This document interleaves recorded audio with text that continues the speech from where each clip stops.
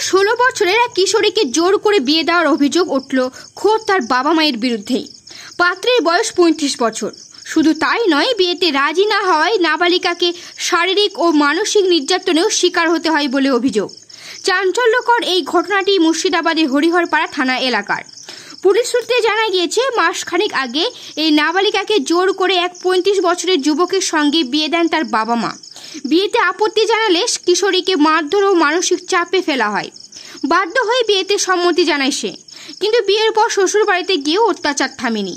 অবশেষে আর সহ্য করতে না পেরে ওই কিশোরী নিজেই হরিহরপাড়া থানায় লিখিত অভিযোগ দায়ের করে। অভিযোগের ভিত্তিতে পুলিশ তার 35 বছরের স্বামী এবং বাবাকে গ্রেপ্তার করে। ধৃতদের বৃহস্পতিবার আদালতে পেশ করে পুলিশ। তাদের 5 দিনের পুলিশি হেফাজতের আবেদন জানানো হয়েছে।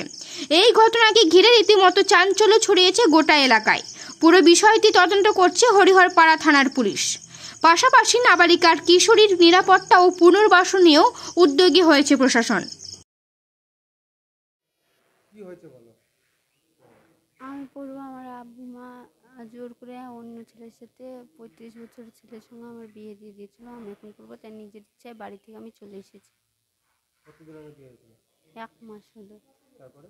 তারপর আমি ঈদে এখানে আমার বাপের বাড়ি এসেছিলাম, যে নিজে 5-6 দিন হলো বাড়ি থেকে একা চলে এসেছি।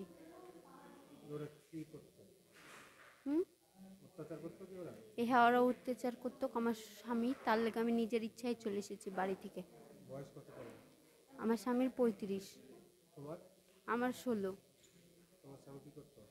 বাড়িতে থাকে, আর কি কাজ করে আমি তো জানি না। আমার 1 মাস হলো বাড়িতে, আমি দেখেছি 24 ঘন্টা থাকতো।